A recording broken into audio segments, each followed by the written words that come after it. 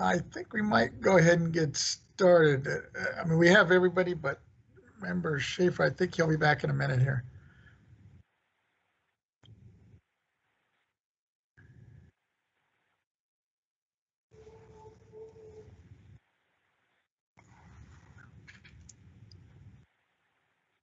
And Member Schaefer's with us. Did you see that? Oh, is he there? Yes. Yeah, Vice Chair Schaefer, hello. Oh, you know, I don't. Oh, there I see. I couldn't see you on the screen. Now I see it. All right, sorry. Let's go ahead and we'll reconvene.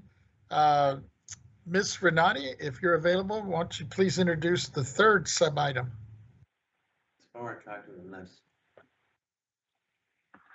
Thank you, Chairman Vasquez and honorable members. I'll continue with K1C2 Prop 19 implementation project.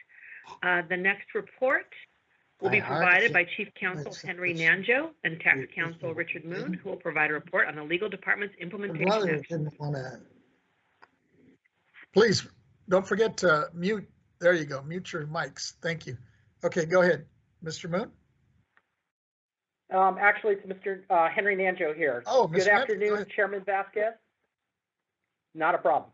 Good afternoon, Chairman Vasquez, members of the board. I'm Henry Nanjo, Chief Counsel of the BOE's Legal Department, and I am here with Richard Moon, our tax attorney for.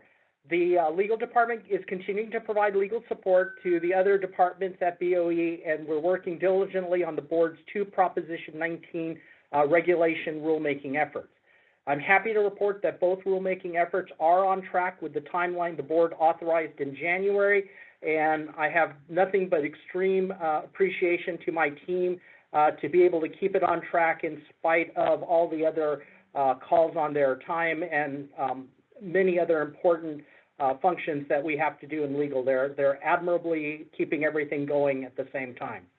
At this time, I'll provide an overview of the status of each rulemaking effort. As you may remember, last month at the April meeting, we discussed and received authorization from the board for Rule 462.520, exclusion from change in ownership, intergenerational transfers.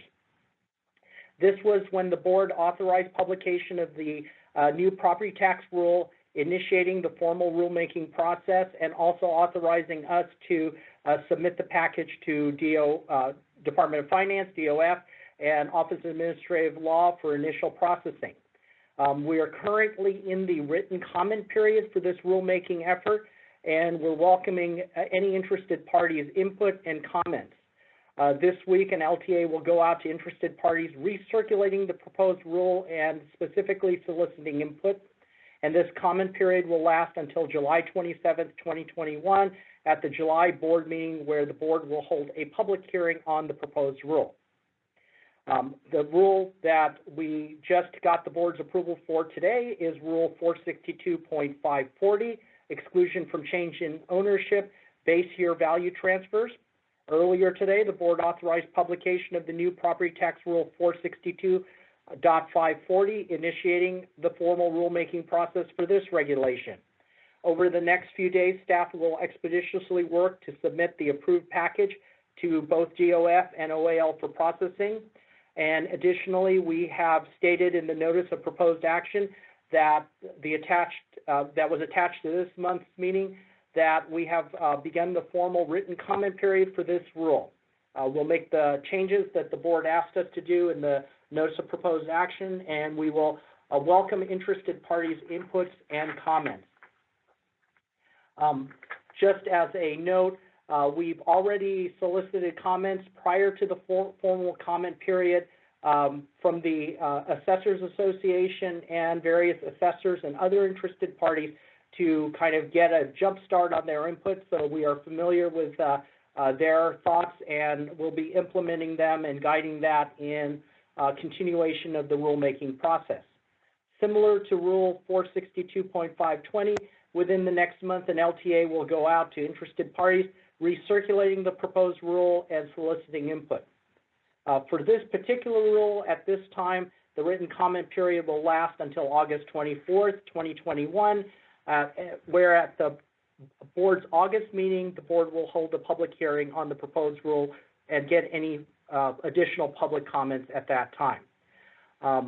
These rules are implementing the guidance that the board has approved and that the department has been issuing through both LTAs and various forms of guidance. This, again, is making these rules consistent with the changes that were directed via Proposition 19. We continue to address and respond to inquiries from the public, and we also have been working very closely with the Property Tax Department and the Assessors Association to discuss with them and share with them our thoughts on any changes, any proposed legislation, and any other questions and guidance they have regarding the implementation of Proposition 19. That concludes my report as to what legal has been doing vis-a-vis Proposition 19 implementation. Please let me know if there are any questions. I'm more than happy to address them, or Mr. Moon is also available to address any questions. Mr. Moon, is there anything that I have neglected to mention in my report? No, nothing to add from my end, but as you stated, I'm here to help answer any questions that the board may have. Great. Thank you, Chairman Vasquez. We stand ready to answer any questions the board may have. Thank you.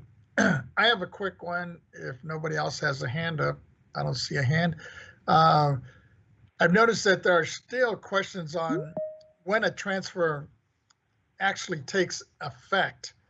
You know, under Prop 19, is it the date of the deed, the date it was notarized, or the date it was recorded? Would we be able to work with the department to develop some plain language that really clarifies this? It impacts lots of folks, including assessor staff. Just wondering if we can get into it, maybe possibly into some kind of an LTA that may be coming out in the near future. Is that a possibility?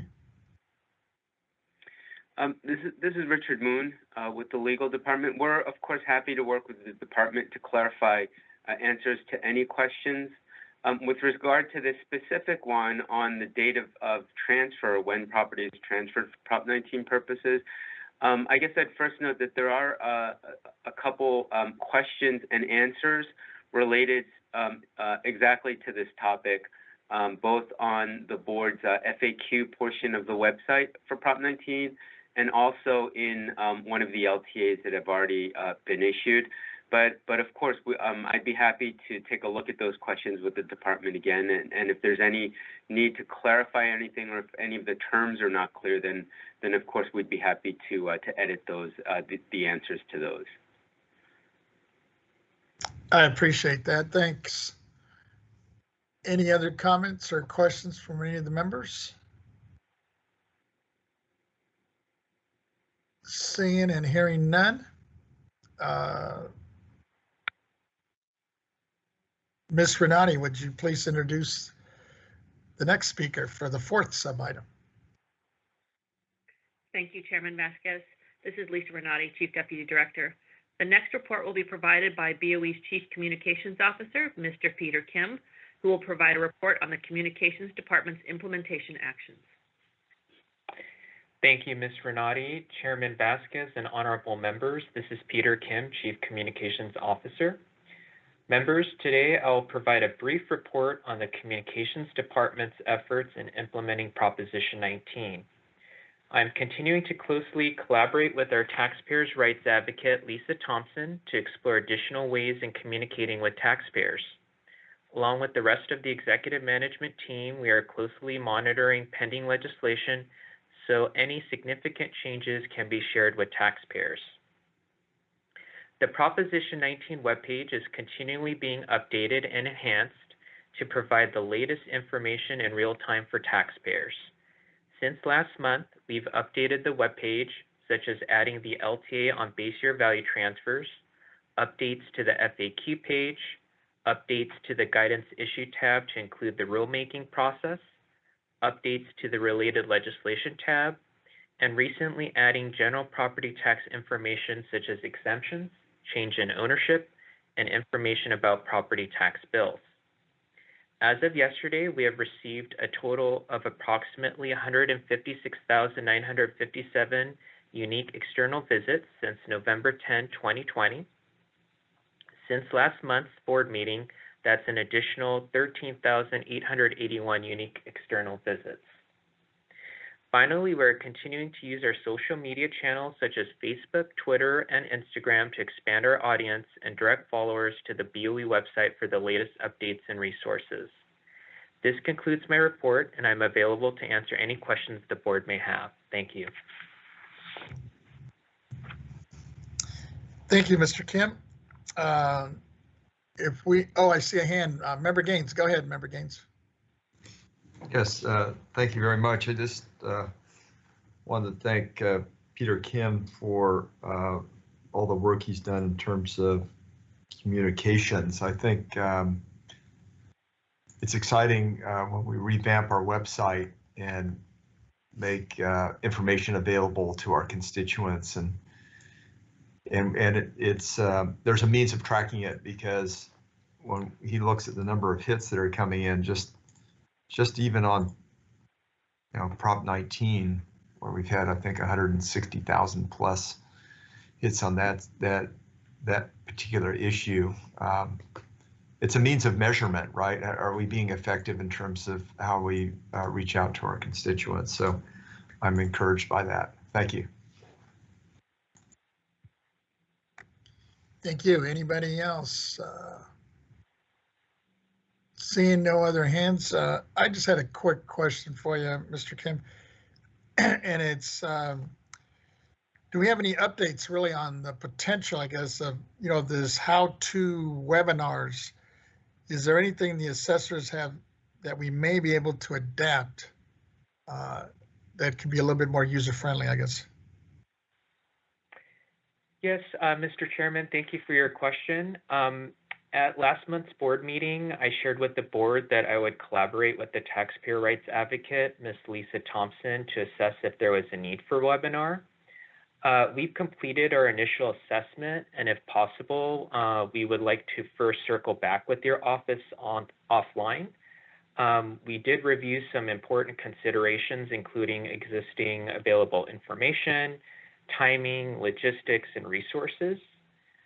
Also, I just wanted to remind the public that the existing resources we have available now on our Proposition 19 webpage for taxpayers include a PowerPoint presentation, a fact sheet, comparison charts, frequently asked questions, and a one-stop shop on all guidance issued by the BOE.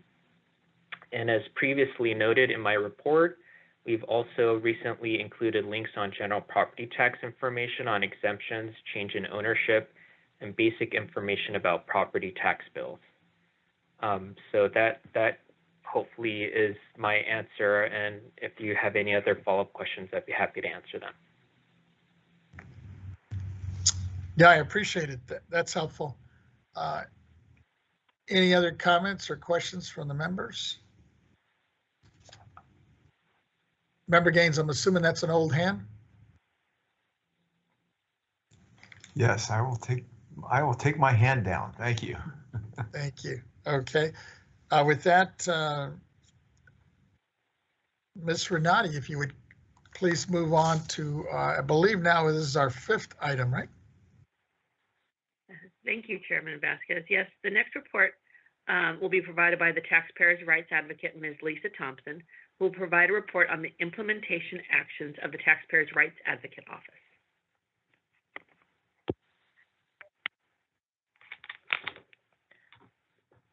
Good afternoon, Chairman and honorable board members.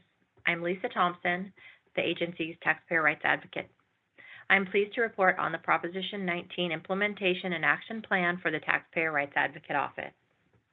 The Taxpayer Rights Advocate Office is monitoring progress on the property tax rules, addressing the various exclusions, and base year value transfers of Proposition 19. We are also reviewing guidance issued by the Property Tax Department, such as letters to assessors, frequently asked questions with answers, and draft rules. As you are aware, there is extensive information on our website concerning Proposition 19. As the rulemaking progress continues, we will review and familiarize ourselves with those provisions. The Taxpayer Rights Advocate Office workload plan focuses on 2 main areas. One is to review and update existing taxpayer information sheets and to create new information sheets. This is in addition to assisting taxpayers with Proposition 19 issues that they have.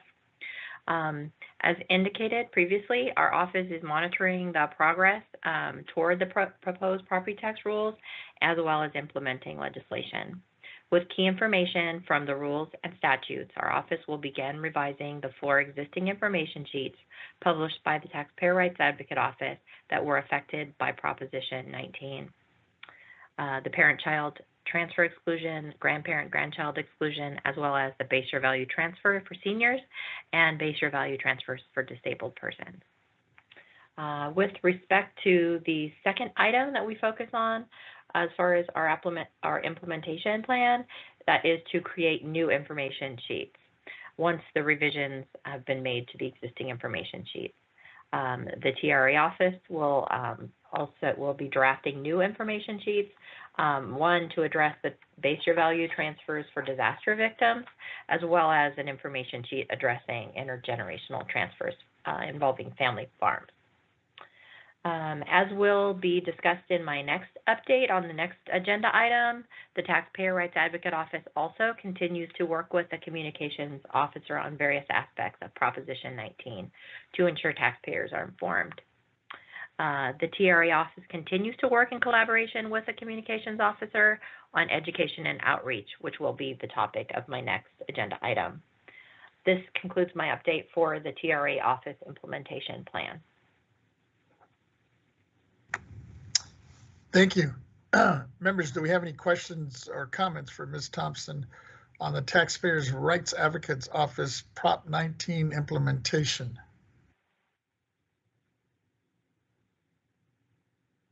Seeing no hands or comments. Ms. Renati, if you would please continue. Thank you, Chairman Vasquez. The final report will be provided by Taxpayers Rights Advocate, Ms. Lisa Thompson, who will provide a report on implementation actions regarding education and outreach. Ms. Thompson? Hello, Lisa Thompson again, Chief of the Taxpayer Rights Advocate Office. I am pleased to report on the Proposition 19 implementation and action plan for education and outreach. The education and outreach implementations action focus on 2 main areas for workload to complete. They are to create a Proposition 19 fact sheet, develop presentation materials, and assess the need for additional educational materials. As indicated in last month's board meeting, we have completed some work in this regard. Proposition 19 fact sheet and Proposition 19 PowerPoint presentations, they were both completed and posted to our website on February 1st, 2021. The Taxpayer Rights Advocate Office worked collaboratively with the Communications Officer, Peter Kim, on the material. The material provides information on the intergenerational transfer exclusions that was effective February 16th and provides information on the base year value transfer exclusions that were effective April 1st. Once implementing legislation is passed and property tax rules adopted, the Communications Officer and the Taxpayer Rights Advocate Office will work together to update that PowerPoint presentation and fact sheet. Additionally, talking points were created for use with the PowerPoint presentations that could be used by board members' offices when presenting to constituents. The Communications Officer and the Taxpayer Rights Advocate Office are in continued communications to ensure that taxpayers have sufficient information concerning the effects of Proposition 19. And as Peter Kim indicated in his update, several documents have been posted to the Board of Equalization website under the Proposition 19 tab. This concludes my update for the Education and Outreach Implementation Plan. I'm available if you have any questions. Thank you, Ms. Thompson. Members, do we have any comments or questions of Ms. Thompson on the Education and Outreach Program? Seeing and hearing none, we will move on. Ms. Taylor, if you would, now that we finished this, I believe now we're at the end. Ms. Taylor, do we have any written comments on these items that we've discussed so far? Yes, we do. Yes, we have one written comment, which I'll go ahead and read. Thank you. This is a written comment from Kathleen Simon, attorney. Hello, please provide additional comment to the public on the following questions. Why is there an additional 2 years permitted for the Prop 19 impact on commercial properties? Why was this drafted as a constitutional amendment? Who determined that this should be presented in this manner, and was any member of the advisory board of BOE? Why did Mullins' office never return any phone calls, emails, or requests for information about his involvement in Prop 19? Dude, you drafted it. You created this. Grow up and own up to your own actions at least. How much did Mullins pocket from the $38 million spent by the California Department of Realtors? Did the California Department of Realtors draft the legislation for him, in part, in essence, or by suggestion, over one of their regular 3 martini lunches? Where can one find a copy of the ethical duties of all state officials, including the members advising the BOE? What is the process for review of qualifications of those appointed to the BOE Advisory Board? By what process did each of the current BOE Advisory Board members obtain their positions? What ethical watchdog is responsible for overseeing the BOE's advisory board and preventing some self-interested politician, asterisk, cough, asterisk, Mullen, asterisk, cough, asterisk, from lining their pockets with the public's money? How are seniors, the highest risk of fatality from COVID-19 and the highest population group for home ownership, benefited from any law which requires them to leave their homes during a worldwide pandemic? How does the fact that every public building was closed impact the BOE's position against the argument that this is an unlawful taking, as any efforts to comply with the process were intentionally frustrated by a statewide shutdown order? What are the estimated tax benefits to the state as a result of this removal of Prop 13 protections? As the concern was for the Lebowski loophole, exactly how many homeowners would even come close to a profile of a movie star? No, there aren't, because it's a red herring. It's a completely false narrative. Who drafted this legislation? Who is the one lining the pockets to make this happen? What groups have their hands in drafting this legislation? I have called multiple sources, and no one will admit to drafting this hydra of tax parasite legislation, including its intentionally misleading and deceptive title. I would also like to comment from the BOE legal department on why Mullen received so much money. How does his representation on the BOE's advisory board not create a reeking stench of unethical behavior? His office dodges calls on Prop 19 while he fills his political coffers. Is this the same Mullins who claims to be from San Mateo? Shouldn't the fact that the entire country was involved in a major political upheaval provide a basis for pausing the impact of tax regulation, costing taxpayers directly billions of dollars? The entire country was shut down, and time had already passed for complying with the deadline. Many courts in Northern California do not have online filing. They don't even take credit cards or debit cards or cash. Have any of the advisors personally attempted to file a deed transfer with the counties of Solano, Butte, San Mateo, Napa, Contra Costa counties? Of course not. That's for little people. Multiple documents were submitted in exactly the same format.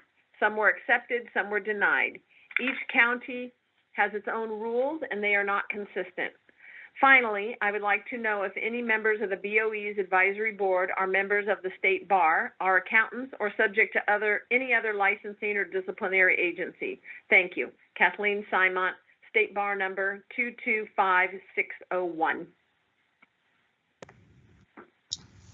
Thank you. Was there any other written comments, Ms. Taylor, or was that the only one?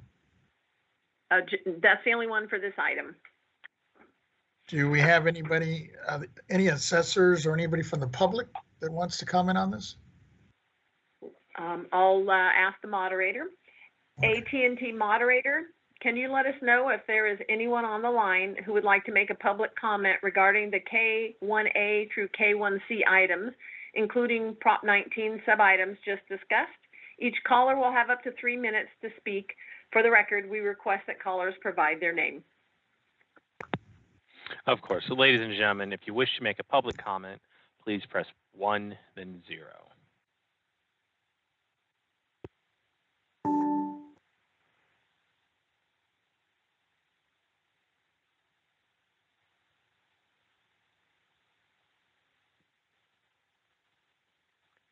And there's currently no one queuing up at this time. Thank you. Just for the record, and I think it was stated, but just to make sure it's clear, you know, the BOE has nothing to do with legislation. So we obviously had nothing to do with creating Prop 19, much less had any input in that. But they did mention, the card or the written comment also mentions this advisory council, which I'm not aware of, you know, who all sits on that. But if staff wants to respond to that or any of the members, please let me know.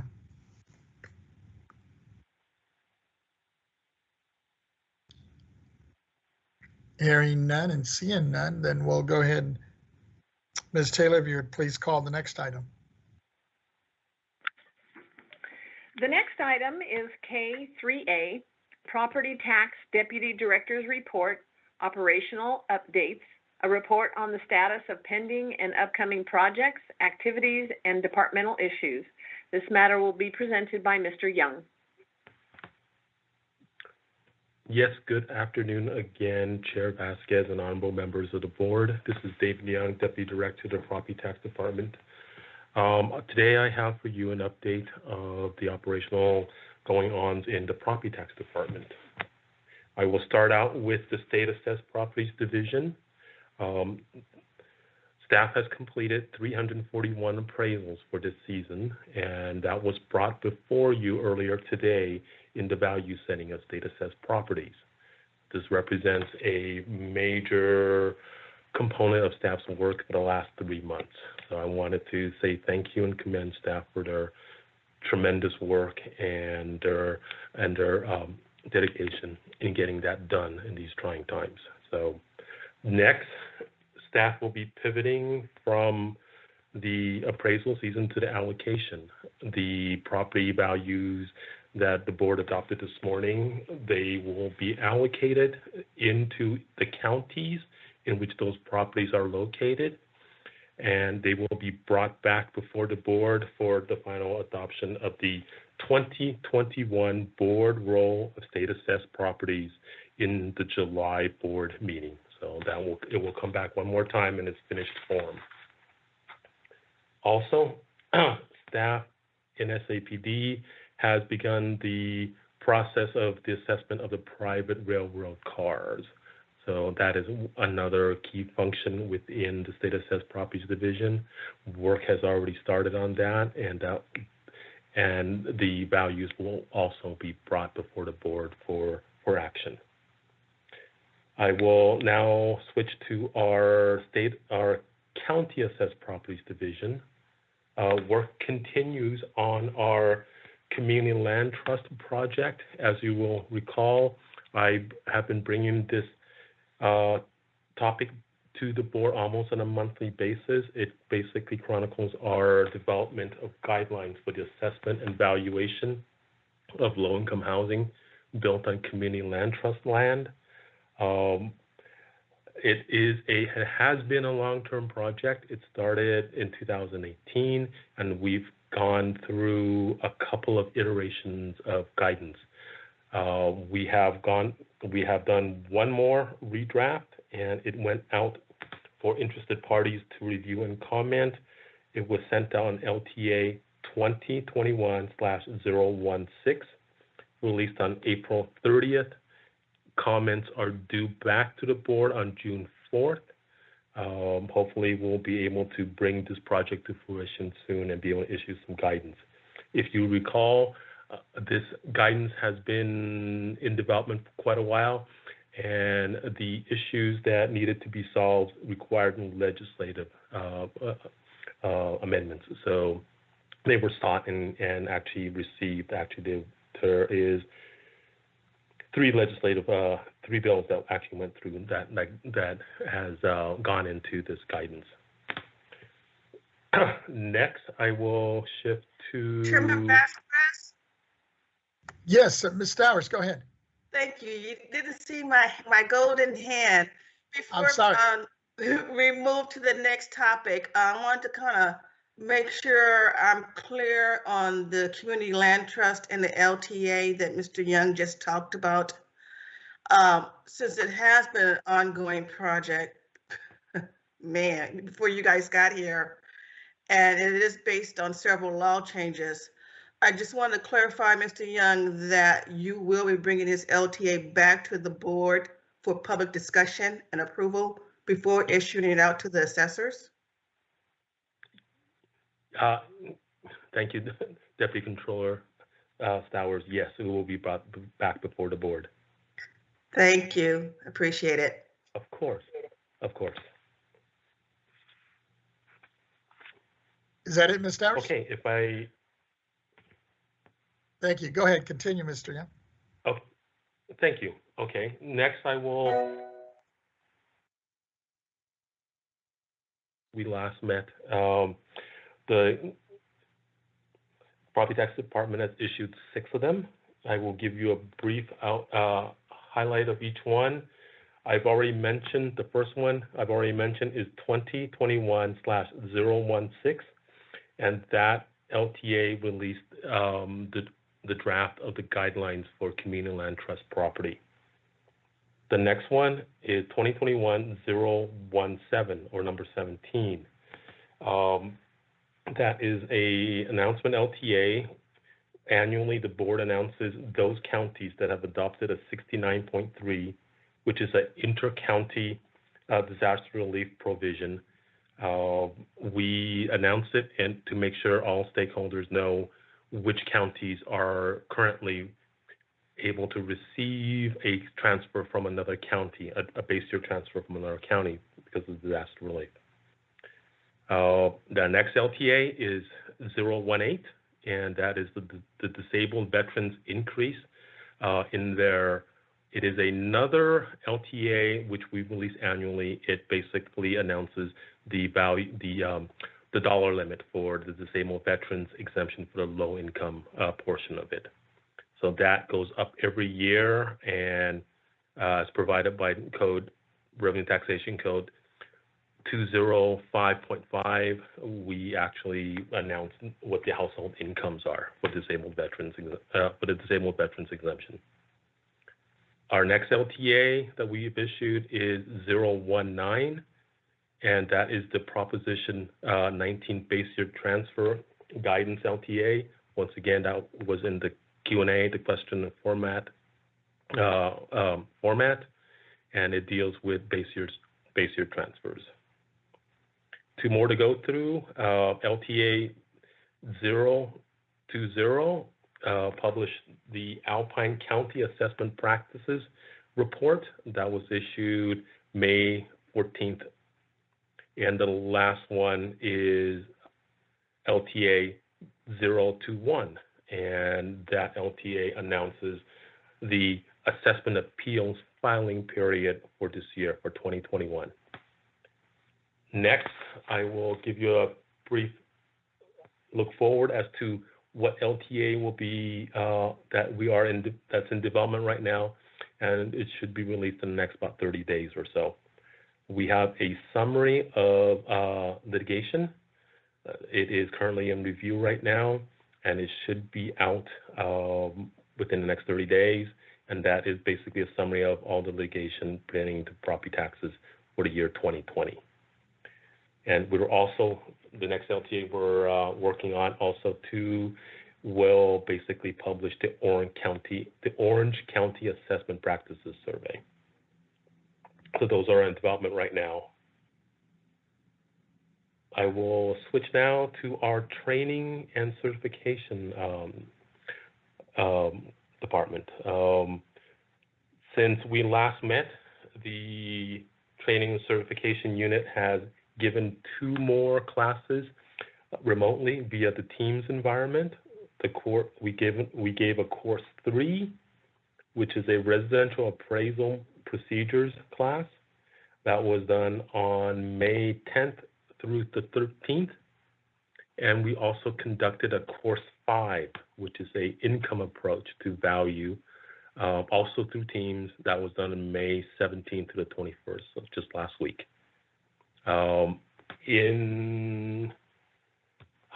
To prepare for future courses, actually the training and certification unit was able to adapt 3 more courses to the Teams environment to be given remotely.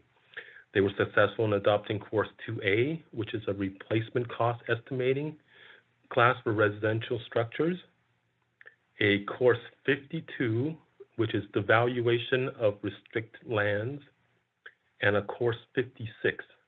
That is a course on advanced sales comparison and income capitalization approaches. I'm particularly excited over the last 2 courses, the course 52 and the 56. Those are advanced courses, and they are part of the requirement to fulfill for an appraiser to basically fulfill in order to get their advanced certification. So far, for the remainder of this year, we have 12 more remote classes scheduled and an additional 5 more scheduled for next year.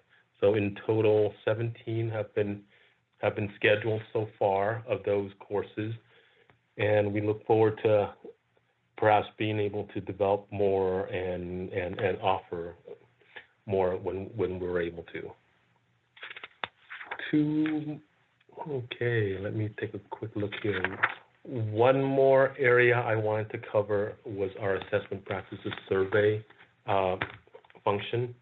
I've already mentioned that we just issued the report for Alpine County, and we are in the process of finalizing Orange County, and that is to be released probably in the next 30 days. I just wanted to recognize the staff and their efforts since COVID, going to the assessor's office has been severely limited and actually basically stopped. So we've adapted in the way we gather information. We have worked with the county assessors in being able to get much of that information either remotely, direct access to some of their information, and where we cannot or we're not able to, we've worked with the assessors and they have provided some of it for us. So we are cognizant that this working out of how to get and receive this information shifts around a little bit of the work, and we try to minimize our impact on any of the assessors. And we are thankful that we've been able to work with them and get the information we need in order to make these assessment practices surveys and our sampling continue. We look forward to future engagements. We've actually been able to schedule out some of our next engagements already, and we're hoping to be able to get and fulfill our duties on these assessment practices survey in a timely manner. This concludes my update. I'm available for any question you may have. Thank you. I see a hand up from Member Gaines. Yeah, thanks, Chair Vasquez, and thank you, David Young, for your presentation. And I'm just curious, in terms of the surveys that are being conducted, are we being effective given the COVID environment that we've been living in? You haven't been able to go on the premises, so I'm just asking, how effective are we in those surveys? Thank you for the question, Board Member Gaines. I believe we are being effective. It's we've had to adapt, of course. Some assessors have the ability to and have actually the actual systems in which we're able to get at least some of the information remotely, either review, copy, download, and staff has been able to work with that information with minimal impact. Some of the assessor's office, either their technology is not capable, or because of internal policies, have been unable to share access to their systems. And in that case, we've been strategic, and we've worked with them and had them provide some of the files. They've been able to get us the files remotely, digitally, and we've been able to basically do it. Get the exchange. We have the assessor's portal available. It is a secure and confidential site where they can actually download information for us, and actually we use it to exchange information too. So there are stuff that we do provide to the assessors from that portal. So with a little bit of technology and a little bit of the spirit of compromise and trying to find a way to get our goals met and completed, I think we've been able to minimize some of the impact. I think we've been effective. Okay, great, thank you. And then getting on to the training and certification. Yes. You know, I represent a lot of small or rural counties, along with Member Cohen. And when I met with a lot of my assessors, there were real concerns about their accessibility to classes, and that, you know, they were so remote that they just weren't able to get to classes that might be in Southern California or Sacramento. And so you gave a pretty good overview of a number of scheduled classes that is on the Teams platform. And can you give me just a kind of a little bit of a review in terms of how that has changed as a result of the pandemic? For instance, how many classes did we provide prior to the pandemic on Teams versus what we're doing now and what you're projecting in the future? Of course, I'd be more than happy to. Prior to the pandemic, we did not give any classes on the Teams environment. Our classes were either live in person or through one of our other formats. We have self-study courses in which you can go ahead and download information, and after you review them, there are a series of questions to answer, and when you answer those and send them in, our staff basically grades them, and if you pass, you get continuing hours of education for those. We also had a couple of courses where you can actually take them, they're online through our, that we administer and we actually host. There are two more options that are online. One is through the American River College, and that is actually a class developed by the board, but it is hosted and is actually a junior college class. Registration is through the junior college, and so are the reg fees. So did that class go, excuse me, David, did that class go online as a result of the pandemic, or was that always the case? It did not go online because of the pandemic. It was ongoing already. Okay. So if the only thing that we've added online, basically remotely, are the classes that we used to give in person. We've adapted them, and we've actually been able to work with the Teams environment and actually present them. They've been well received. And for the counties that you mentioned, the smaller counties that either one find it a struggle to free up time for somebody to travel to Southern California or somewhere else, or the budget it takes to send somebody down there, house them, put them up in the hotel, and to pay their per diem. I think these Teams environment classes, I think that would help tremendously. Mm-hmm. One, our classes, you don't have that expense of going to another county and having to incur the expense of a hotel and meals and whatnot. You're in your own office, or in many cases, probably in your home, and you can take them. They don't take up, it's not a full day. I don't believe it's all 8 hours, so that you do have some time before and after in which to answer email. So it does allow a lot of flexibility for some counties that have either had a struggle with being able to spare a person. If you are a county of only eight staff members and 2 of them go, that's a quarter of your staff that's out of your office. This, I think, alleviates some of that, and then also addresses some of the issues of the expense. So I think right now, I mean, we're looking to add more. At some point, we will probably begin to offer the in-person classes again, but this remote through either Teams environment or whatever platform that we have, I think it's a good compromise. I think it will probably stay an option for quite a while. Oh, that's great.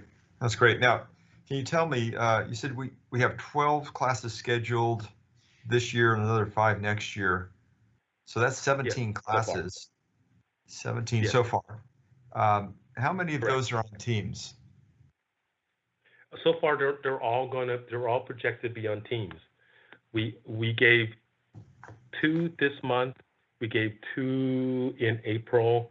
So far 17 and our 4. So far we have 21 scheduled, of which we've already given 4. So we got a little bit more work ahead of us, but I think we're making some really good improvements in this area.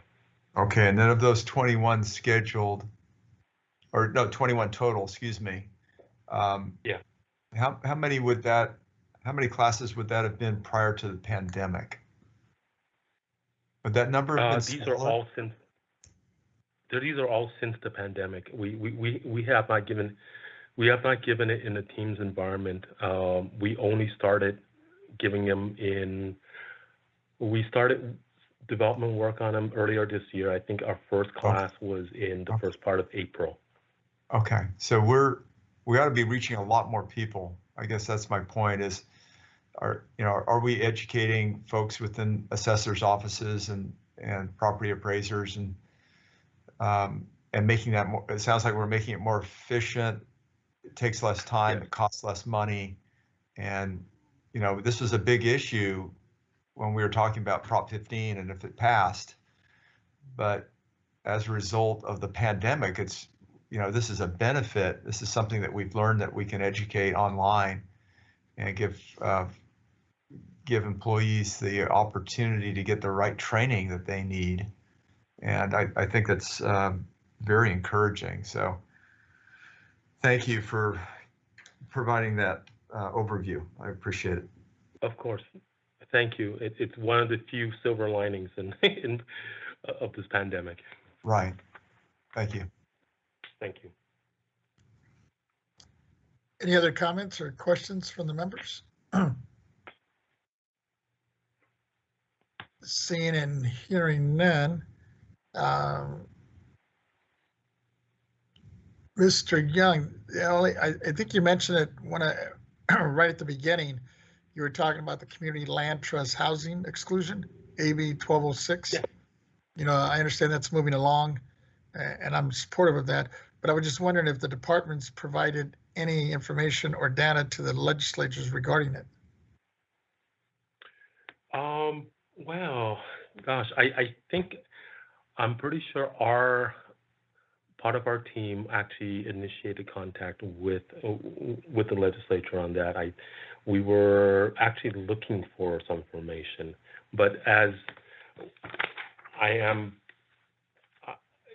a matter of routine, they usually do contact us later on, if nothing else, to get our technical input on it and to work with us on a revenue estimate. So initial contact has been made, and we are standing and ready to provide any support they may need on that issue. Thank you. Of course. With that, if I don't see any other hands or comments, Ms. Taylor, do we have any comments from assessors or the public on this item? Not that I'm aware of. Can we check with AT&T on this? Certainly. AT&T, can you let us know if there is anyone who wants to make a public comment on this matter? Each caller will have up to 3 minutes to speak. For the record, we request that the callers provide their name. And if you'd like to make a comment, please press 1 then 0 at this time.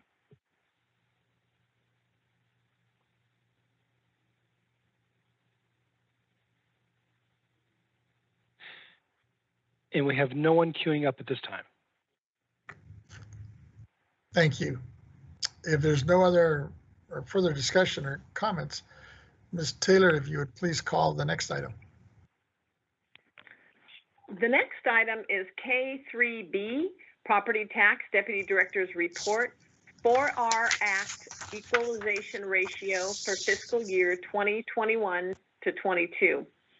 Adoption of the 4R Act Equalization Ratio for the current fiscal year ensures that rail transportation property is assessed at the same percentage of market value as all other commercial industrial property. This matter will be presented by Mr. McCool. Good afternoon, Chairman Vasquez and members of the board. Jack McCool with the State Assessed Properties Division. The item before you is the 4R Act Equalization Ratio. The Railroad Revitalization and Regulatory Reform Act was enacted by Congress in 1976. Revenue and Taxation Code 1817 requires the board to conduct a study and determine the statewide and county-by-county ratio of assessed value to fair market value of commercial and industrial real property.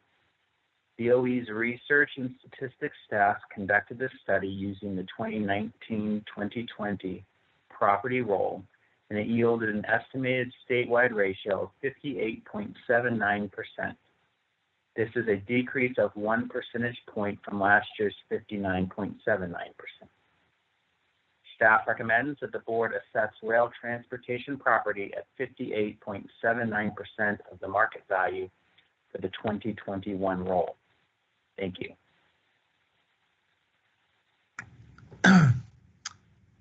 Thank you, Mr. McCool. I have one quick question for you. You know, based on the act, which you clarified in the effect of the assessed property value, when the ratio increases a percentage point or 2, as opposed to when it decreases, what is the, you mentioned, what was the actual impact of that? So as for this ratio, this is a ratio of assessed value to fair market value. So as the ratio were to increase, then the effect would be the railroad assessed on our assessed roll as well as our private railroad cars. If the ratio increases, the values that will appear on the rolls that are adopted by the board in July will be higher. As the ratio goes down, then the assessed values of those companies will be lower.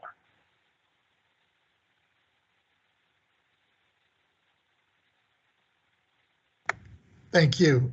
Any other comments or questions of Mr. McCool?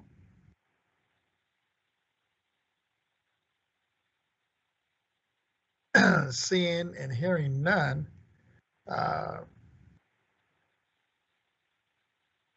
we need to have a motion on this one, I believe, right? Yes, Mr. Chairman, the motion before the board is to adopt the 58.79% 4R equalization ratio. Before we move forward on that, Ms. Taylor, do we have any written comments on this? Chairman Vasquez, at this time, our closed captioning seems to have been stopped, and we're trying to resolve that. Oh.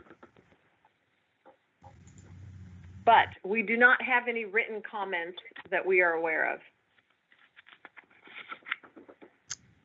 Do we need to take a break, or can we just wait?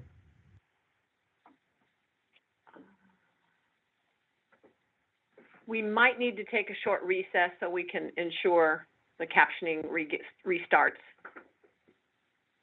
Chairman Vasquez, this is Henry Nanjo. To ensure that we're being fully accessible to the public, I would recommend we take a short break to see if we can get closed captioning up and running. Thank you, sir. Is 5 minutes sufficient? Yes, that should be. Okay. It's 2:01. Why don't we take a 5-minute break and see if we can recapture that? We'll try to reconvene at 2:05 or 2:06. Thank you.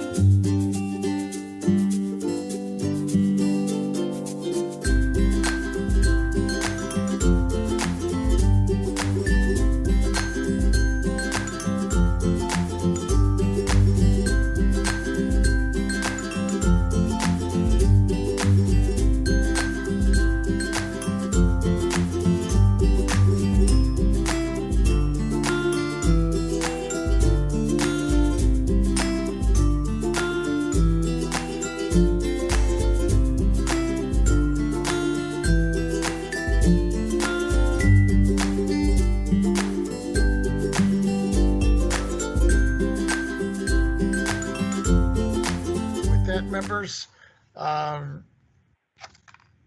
Ms. Taylor, we didn't check with the public though, right? We're still looking for public comment on this one? Yes, we are still ready to go to public comment when you are. Let's go ahead and do that. Okay. AT&T moderator, can you let us know if there is anyone who wants to make a public comment on this matter? Each caller will have up to 3 minutes to speak. For the record, we request that the callers provide their name. Of course. Ladies and gentlemen, once again, if you wish to ask a question, please press 1, then 0.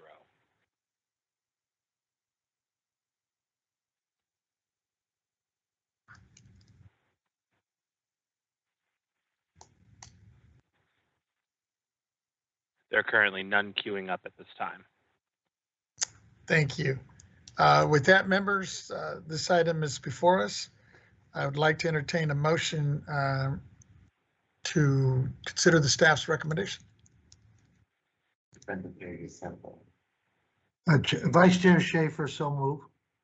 It's been moved by our vice chair. I will go ahead and second that.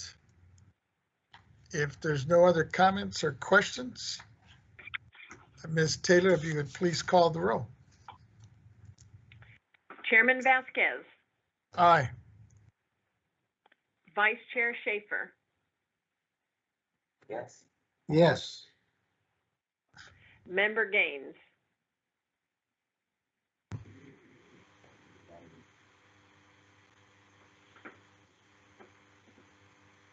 Member Gaines, He stepped out to use the restroom. We'll be back shortly here. Member Cohen, Aye. Deputy Controller Stowers, Aye.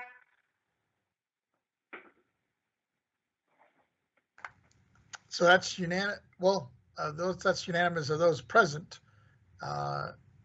And we may add Member Gaines in a minute here.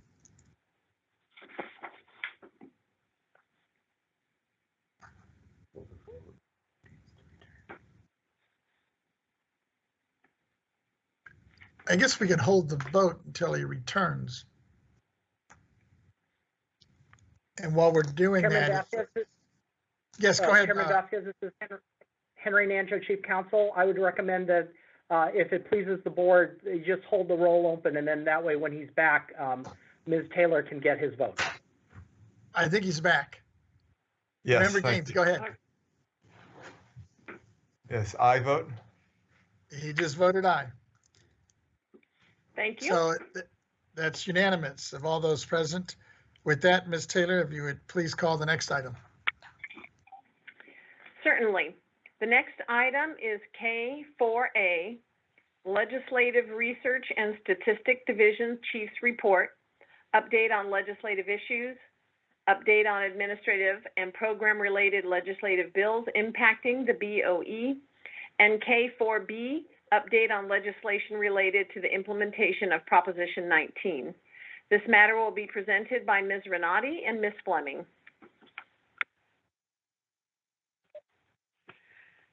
Chairman Vasquez and honorable members, I am Lisa Renati, Chief Deputy Director. Today I will provide a report on the legislation that may impact the Board of Equalization. I provide you, attached to the pan today is a report which includes a list of all legislation. We continue to monitor bills which affect the BOE, including those regarding property tax, alcoholic beverage tax, and the tax on insurers. For bills which directly affect the BOE, the team continues to prepare analyses of proposed legislation, including revenue estimates, if applicable. These analyses are made available for view on our website. Members, today I will provide you with a status update on 2 board-supported legislative proposals regarding the extension of the valuation of inter-county pipeline rights-of-way and multi-jurisdictional assessment appeals boards. Both items are included in a committee bill, Senate Bill 825, introduced by the Senate Governance and Finance Committee. This bill passed the Senate and is currently with the Assembly Revenue and Taxation Committee. We will provide you with updates as they are available. This concludes my legislative update. I am available for questions. Thank you. Thank you. Members, do we have any questions for Ms. Renati?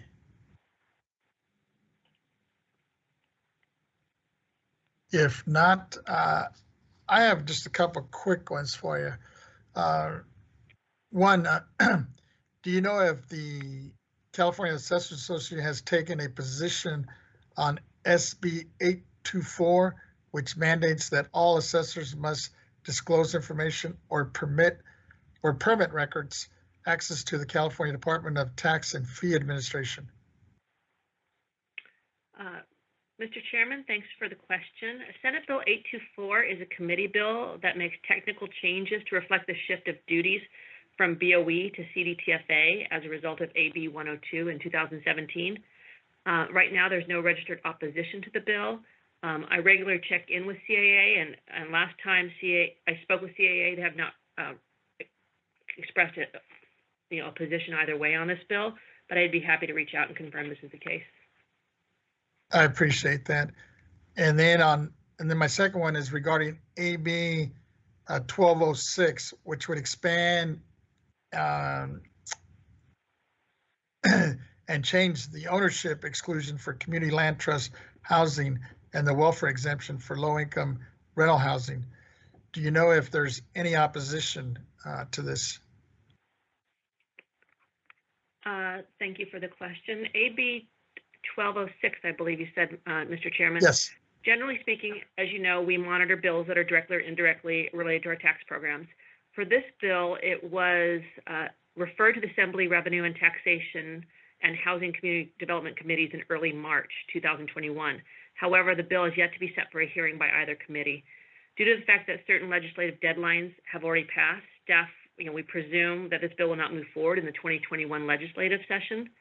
And because it has not been set for a hearing, neither committee prepared an analysis which would have included official opposition to the bill.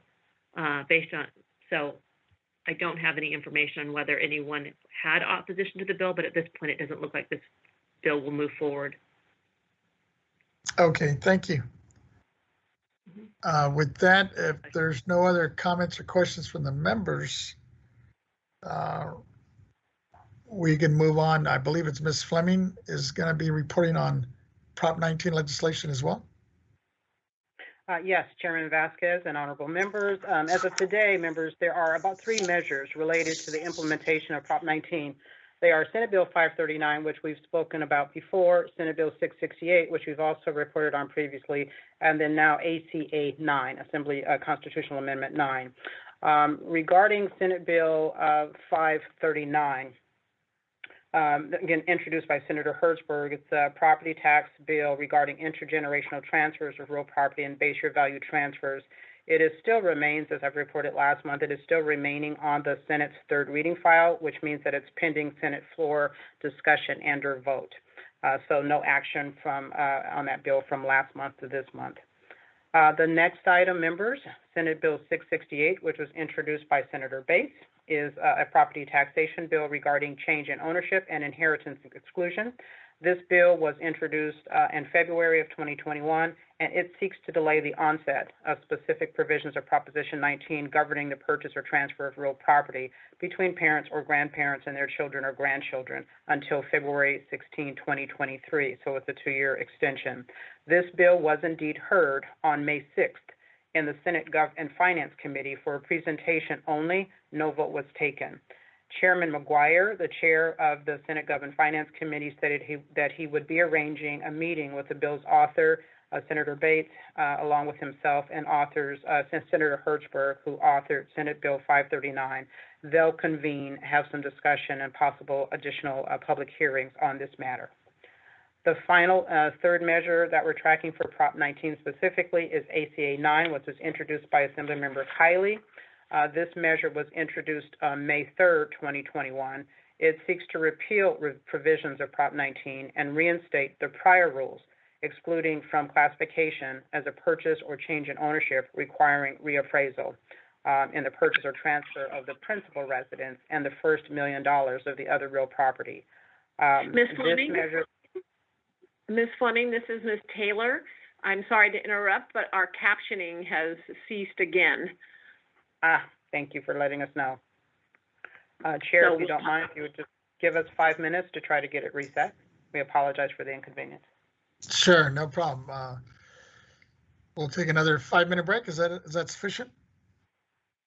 We'll be very quick on this one. Thank you. Thank you.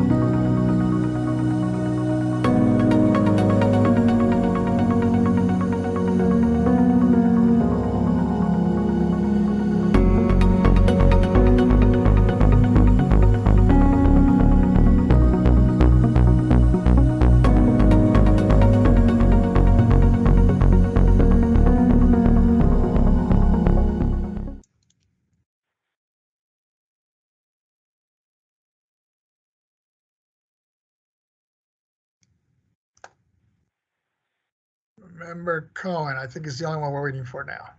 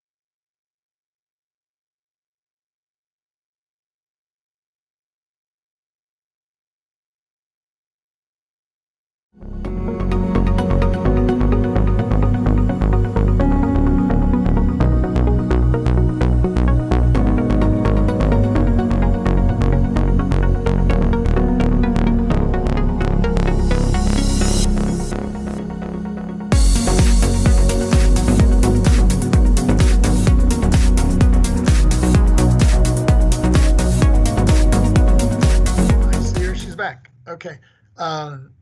Ms. Fleming, I think we cut you off. Do you want to finish your comments? Actually, the timing was the last sentence, which is this bill may be heard, and again, this is referring to Measure ACA 9, and this bill may be heard in committee on or after June 4th, 2021. So it's still working itself through the legislative process.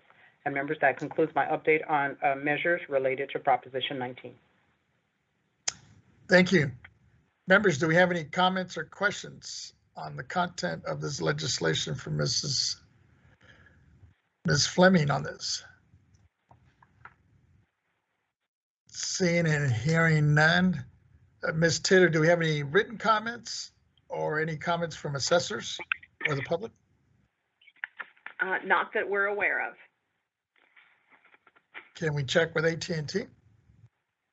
Certainly. AT&T moderator, can you let us know if there is anyone who wants to make a public comment on this matter? Each caller will have up to 3 minutes to speak. For the record, we request that the callers provide their name. Of course. Ladies and gentlemen, if you wish to make a public comment, please press 1, then 0.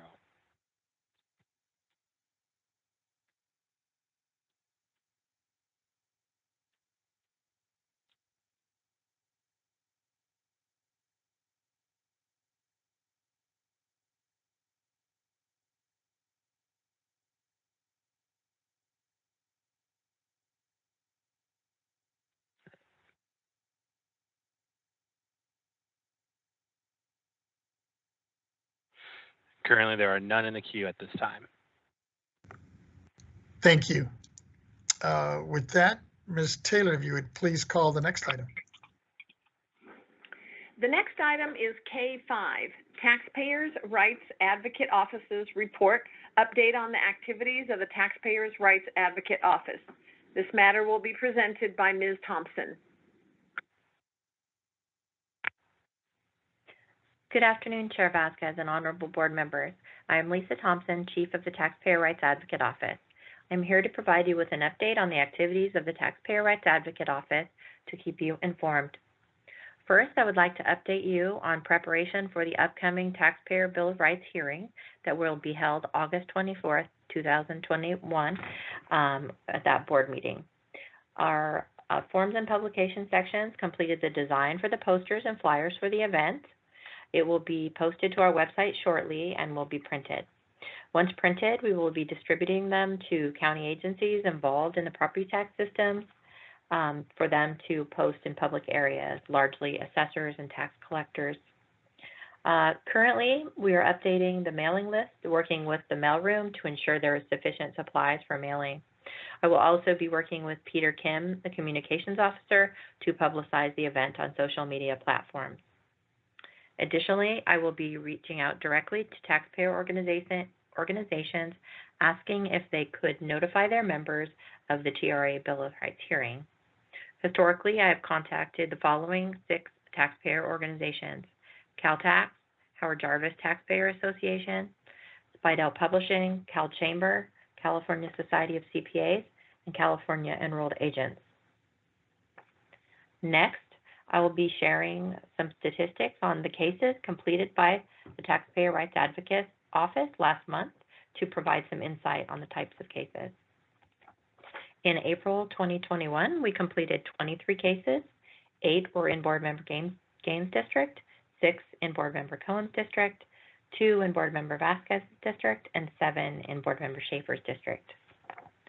Of the 23 completed cases, 4 were in the administrative category and 19 were in the valuation category. The administrative category includes topics such as creating and mailing of tax bills, refunds, penalty cancellations, defaulted taxes, access to data, special assessments, and direct levies on the property tax bill.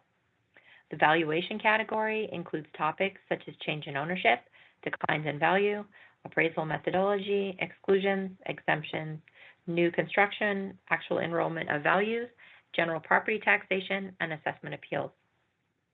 With respect to the administrative category, 2 cases involved tax bill penalty for not paying the property tax installment timely.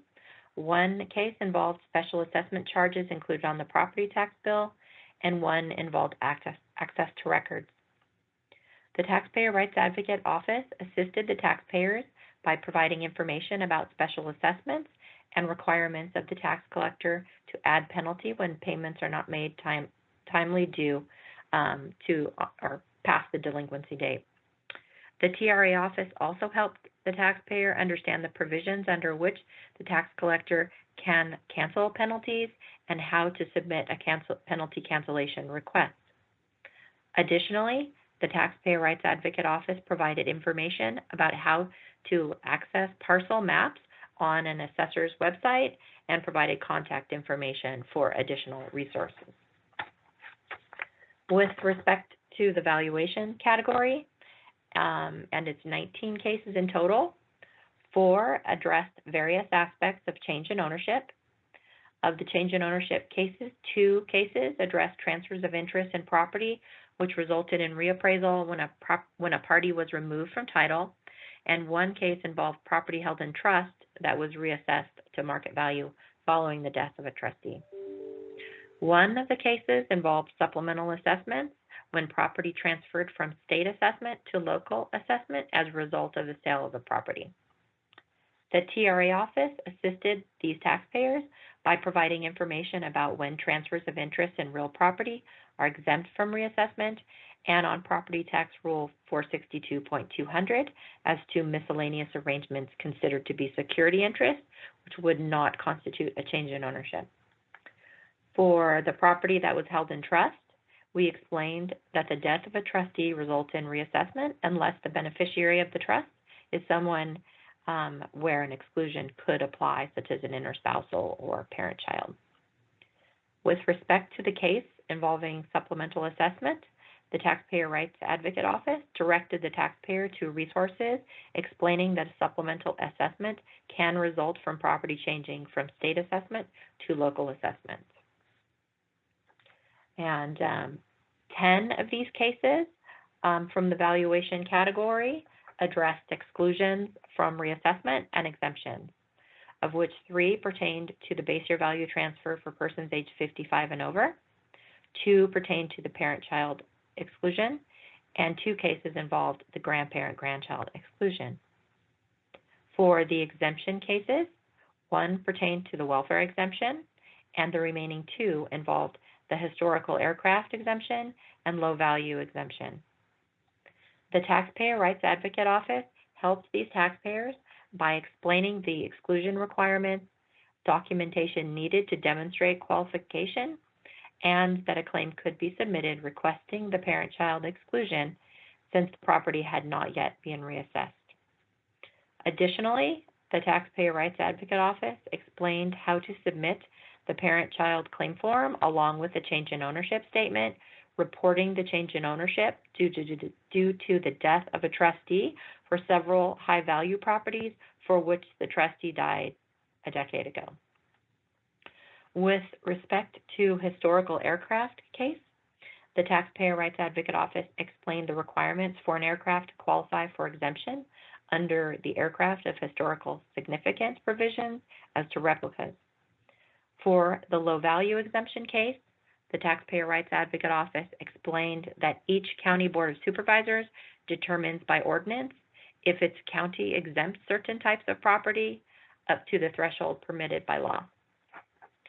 The remaining 6 cases in the valuation category concerned assessment appeals and general property tax information. The Taxpayer Rights Advocate Office assisted these taxpayers by explaining information on appeal scheduling procedures, appeal filing deadlines, and remedies if a taxpayer disagrees with an assessment appeals board decision. For the cases pertaining to general property tax questions, the Taxpayer Rights Advocate Office explained the limitations of Proposition 19 on increases to the factored base year value, but that increases beyond 2% a year complies with the law if a property is assessed at market value under a decline in value status below its factored base year value.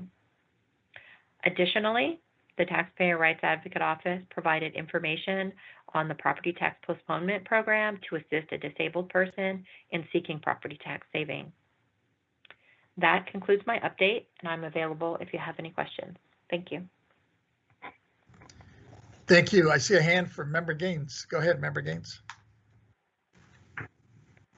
Yeah, thank you, Chair Vasquez. I just wanted to take a moment here. I will not mention the constituent's name, but we got an email related to this, and I'd just like to read it to the board. Thank you so much, Matt. Lisa was great and worked everything out with the county. I can't believe it was fixed in only 3 weeks. We have been dealing with this issue for years. Thank you again for Lisa Thompson. She was great. So I just wanted to say that publicly. It's nice when we hear back from our constituents if an issue is resolved. And so I want to thank Lisa and the whole team for their efforts in making sure that we're responding to constituents' needs. Thank you for the positive note. I know we always throw out the negative stuff, right? We do, yeah. We've got to balance that, right? Yes. Any other comments or questions? Seeing and hearing none. Ms. Taylor, do we have any oh, I just see, yeah, excitement. All right. Are there any comments? No, I do have a comment. Oh, you do? I'm sorry. Go ahead, Ms. Stowers, go ahead. I thought you were just cheering us on. If I make the shameless plug for is my mic muted? No, I can hear you. Go ahead. Okay, great. I just wanted to kind of piggyback on Ms. Thompson's comment that she provided the constituent some information about the property tax postponement deadline. So I just want to make a little plug from the State Controller's Office that this is a program that is monitored by the State Controller's Office. And those who qualify, they have until June 1st to put in their applications. If you need any information, you can go to the State Controller's website at scl.ca.gov for additional information. That's all. Thank you. With that, Ms. Taylor, can we check if there's any comments from any assessors or the public who wish to speak on the TRA report? Sure. We do not have any written comments, but AT&T moderator, can you let us know if there is anyone who wants to make a public comment on this matter? Each caller will have up to 3 minutes to speak. For the record, a caller may provide their name. Of course. And once again, ladies and gentlemen, if you wish to make a public comment, please press 1, then 0.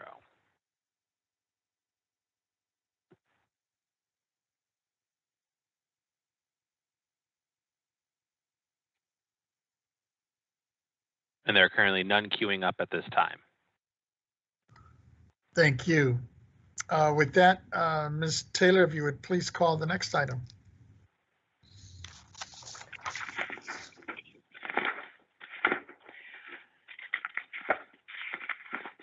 Our next item is M1, Public Policy Hearings, Proposition 19 discussion, the Home Protection for Seniors, Severely Disabled Families, and Victims of Wildfire or Natural Disasters Act of 2020. There are no planned staff reports or external speakers for this item. Persons who wish to address the board may do so under this item on the agenda. The matter will be presented by Chairman Vasquez. Thank you. Members, consistent with our decision several months ago, we reserved the M1 item on every agenda to engage in discussion of Prop 19 issues and concerns. And we encourage residents and officials throughout the state to bring forward any issues that will need attention or further policy development. With that, members, do you have any comments or questions before we open up this to the public hearing here? Seeing and hearing none. Ms. Taylor, do we have any comments from any of the assessors of the public who wish to speak on Prop 19? I have one written comment from Attorney Kathleen Simont. I would request that the board address the following. Why was Prop 19 intentionally titled to mislead the public? Who actually drafted? Has BOE reviewed the public response to Prop 19 and the lack of transparency by BOE? None of the implementing forms were made available to the public prior to the February deadline. Why was that? Was there any type of training manual dated prior to the implementation date of Prop 19? Why was there no training for Prop 19 for any of the county recorder's offices? Why are so many recorder's offices in multiple counties providing conflicting information?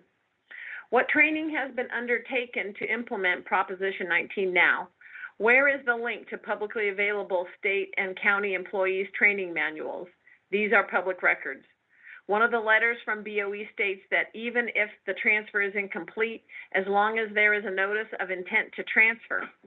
What exactly does this mean, considering that recorders' offices were closed for the pandemic?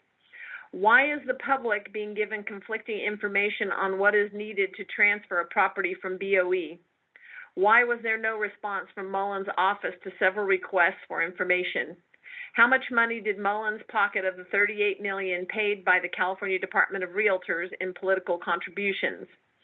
Why did Mullins' office disclaim involvement in Prop 19? I have the receipts. Who is in charge of the drafting the regulations, and how can they be contacted?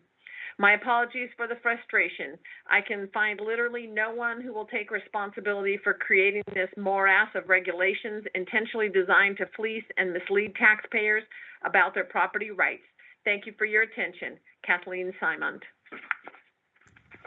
That concludes our written comments. Thank you. Do we have anybody on the line that wishes to speak on this item? AT&T moderator, can you let us know if there is anyone who wants to make a public comment on this matter? Each caller will have up to 3 minutes to speak. For the record, we request that the callers provide their name.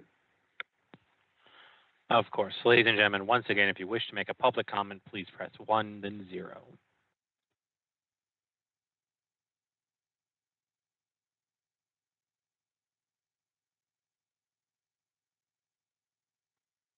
And there are currently none queuing up at this time.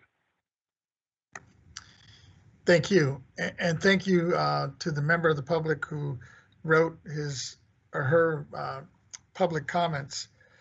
I understand and I feel the frustration that you're feeling.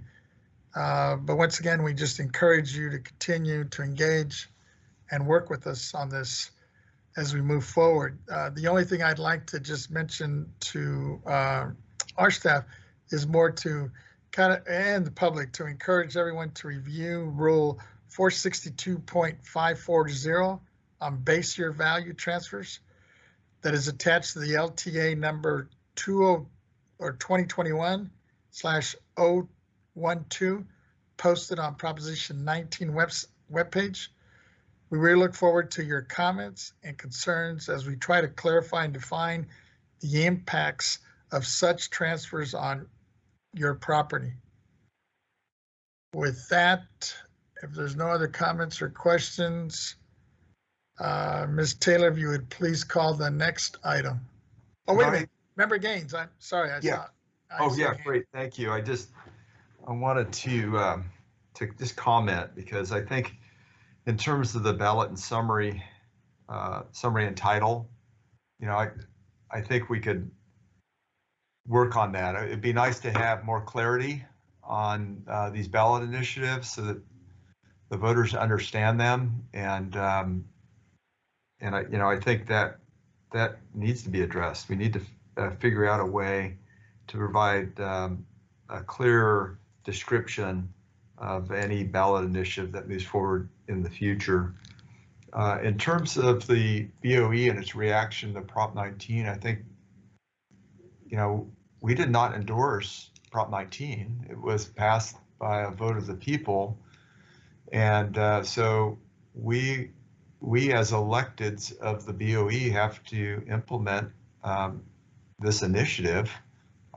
It falls under our jurisdiction with the Board of Equalization. So we've tried to get information out as quickly as possible. We've updated our website. We created a special tab for Prop 19. We had, tens of thousands of people trying to gather new information as it was coming forward.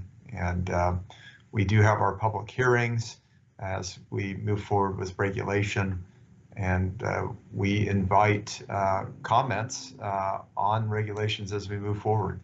So we'll continue to do that and want the engagement of the public. Thank you. Thank you. Thank you for that clarification.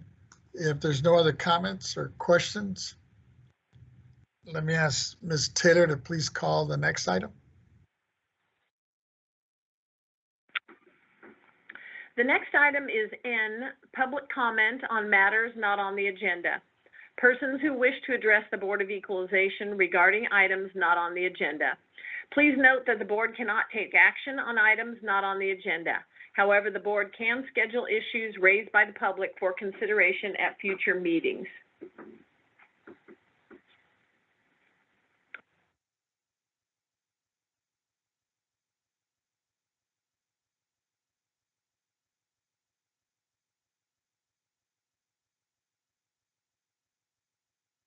I'm sorry, Ms. Taylor, did you say, do we have any written comments on N or no? We do not have any written comments. Can we check with AT&T on that? Certainly. AT&T moderator, can you let us know if there is anyone who wants to make a public comment on this matter? Each caller will have up to 3 minutes to speak. For the record, we request that the callers provide their name. Of course. And once again, ladies and gentlemen, if you wish to make a public comment, please press 1, then 0.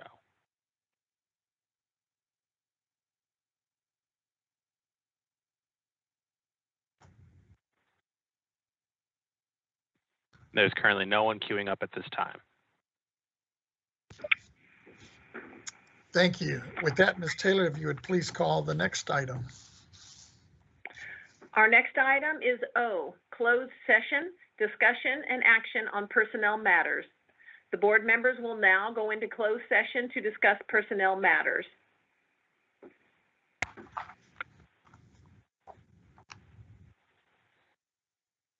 Thank you. And Ms. Fleming, I believe there's, do we need to officially sign off and sign back on this one? Yes, thank you, members. Thank you, Chairman. So members, if you would please, for the board members only, if I could ask you to use your leave button, so you're actually going to exit from this public meeting. If you would kindly click out of this meeting, you then have on your calendars a second and unique Teams meeting invitation, which is identified as a unique meeting for closed session purposes. Please immediately, as soon as you can, join that closed session meeting. Again, board members only have access to that link and the unique identifying information. We will convene once you're all there. We'll confirm that everyone is inside that meeting and confirm that the confidentiality is intact. At that point, we will convene the closed session. We will remain in that session for the duration of your discussion. We will then exit, and I'll give you instructions on how to exit and rejoin the public meeting when we, upon adjournment of the closed session. So again, just exit this public meeting and please join the closed session. Thank you. Thank you. So we will all leave now and then check your calendars, and then you can re-sign in to the private closed session just for members only. Thank you.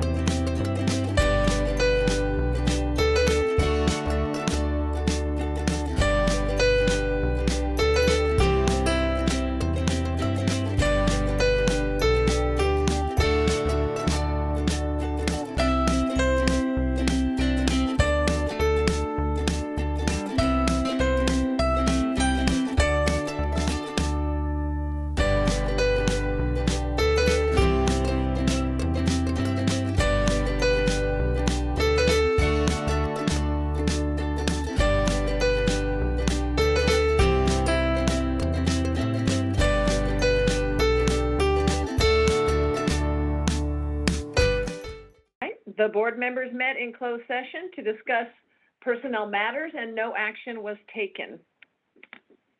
Thank you.